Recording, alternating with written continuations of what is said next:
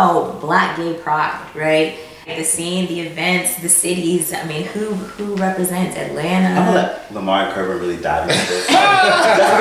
Only because I've recently started to like really enjoy the Black gay scene, because like for a long time the white gay scene was what I knew, because I come from a city where we only had white gay clubs. We can talk about that too. I think I got introduced to gay prides when I was in high school.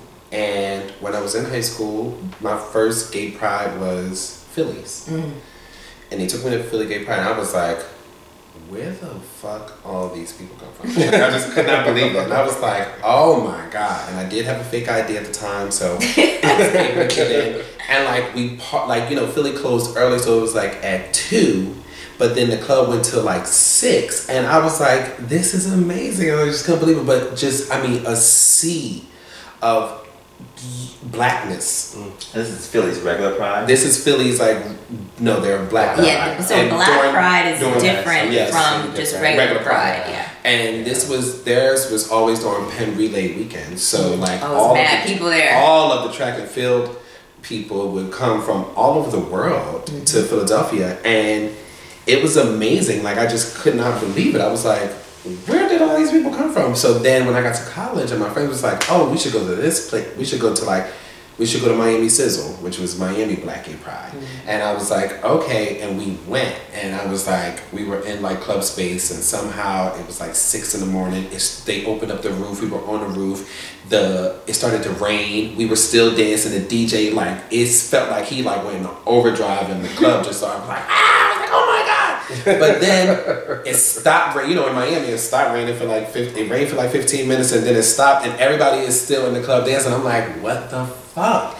And then from there, like I had gone to like Chicago's gay pride, went to Atlanta's gay pride. Going to all these different places though, I started to learn, especially as I started to learn more about the culture and more about gay culture, I started to know that, like, there were like meetings and like forums that were taking place and different activities where you could truly be, where you could be seen, where you could be heard, where they were tackling issues. There was testing going on for different things, and like they offered all these things there, and I just could not believe that I had missed out on so much. Granted, I mean, because I went to go and have a good time, but I could feel like I could have. It wasn't until later on in my life where I started to maximize the time and make the most of it, because I was getting all that the Black Pride had to offer. It's been amazing. Black Pride started in DC, particularly to inform the Black gay community on HIV. And I feel like aside from the time in the club and what that is, and how we all look forward to that, right? It's the actual weight of what pride is, period. What gay pride is, period. And so, like, about liberation and all of these things that, like, again, coming from a place of privilege, like, yes, your gayness at one time might have been an issue, but like you're not also like of a culture of an oppressed culture. Right, so then you get into what Black gay pride means. You know what I mean? And it's.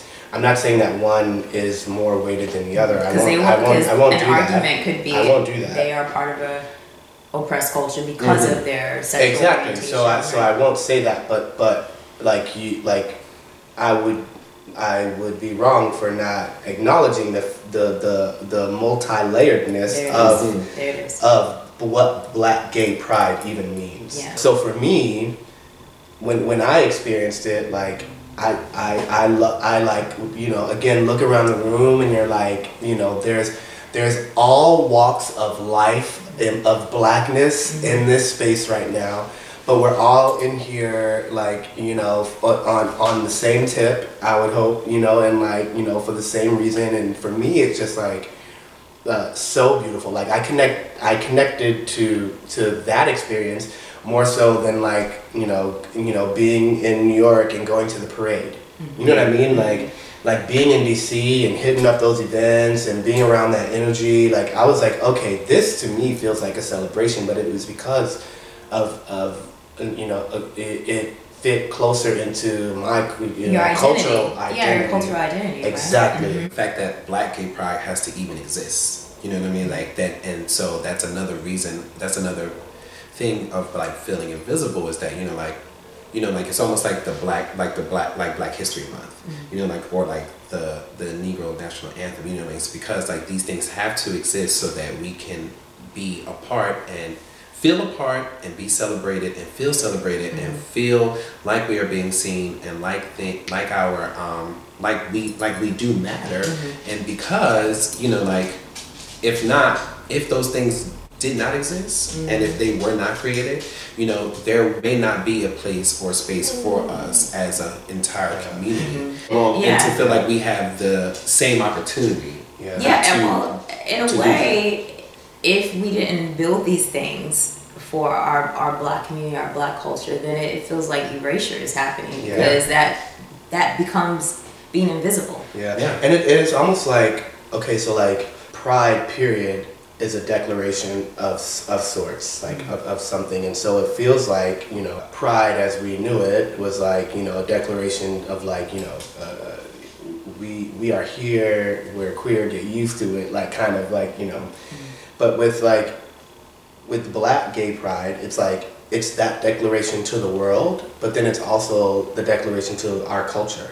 You know what I mean? Like it's okay that it's okay that this is your life. It's okay that this is how you love, and it's okay to be in spaces where that can be celebrated. A big part of it as well is that you said earlier, like role models, our younger generation going to these Black events or these Black prides can see doctors and lawyers and scientists all in one space and like jigging to the same music that they are. So now they have something to say, no, shit, I can be X, Y, and Z. Because I see not only a Black man, I see a gay Black male doing extremely well, and we're all coming together for this common cause. So I think it's just another layer of like having role models and having people just put their foot into the sand and get fucking muddy and dirty as fuck so that they have a way to get to the next place. Standing on the shoulders, right? Yeah. What words or what things can you say to affirm your fellow Black gay male peers or those younger than you? Like, what words can you say to affirm them? I say walk bold. Walk bold.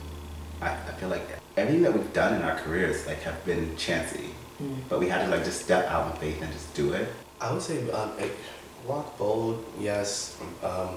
Be brave. Continue to learn.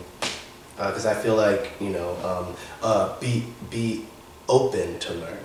I think that's the most important. You have to learn things. You have to understand things, and you have to know how to speak about things. And the only way that you do that is if you're open and if you continue to learn and grow and develop. A choreographer once said that. Actually, Donna Bird said that the beauty is in the struggle. And knowing that or believing it, is knowing that, we all struggle, we all have a struggle. There is something that we are all trying to get through. There are blocks in the road, there are hills and mountains that we need to climb, but there's nothing like staying true to yourself and knowing that even though you've gone through all this, at the end of it, if you stay true to yourself, there is so much at the top of that. You can celebrate and relish in that success. Like whatever success is for you and to you. Yeah. That was beautiful. That was so beautiful. Thank you for sharing with me and the Queen's English community. This has been most rewarding. So what we're gonna do, so someone could, you'll just say like, this should be the scene, so it'll be like the scene, now, the atmosphere or current location, and then someone would immediately use it in a sentence, right? So it's just like the lightning round, right? You tried it, overstep boundaries. I can tell you one thing, you're not gonna come for me again, because if you do, bitch, you tried it, and I don't like the way that you spoke to me, bitch, so don't try it again. Come through, idiom, an accolade used to affirm something fabulous. Oh, bitch, you did them steps, girl, come through! Pay it. to purposely ignore. Bitch, you paid it when I came to the house yesterday. Push through, idiom.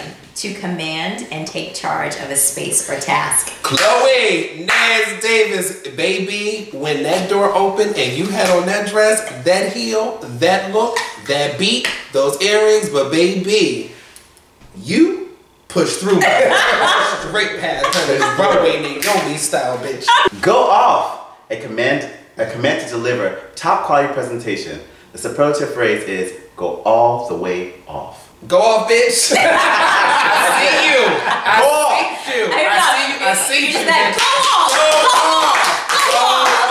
Go off. You can also give that in the middle of an action. Like somebody can be doing something, you can be like, oh yes, go off.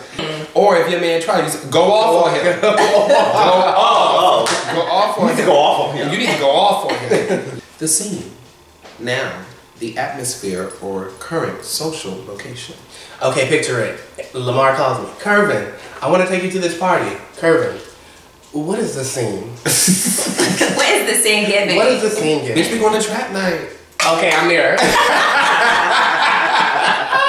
Dun, dun, dun. I'm with it. We going to the trap? Bitch, we going to the trap!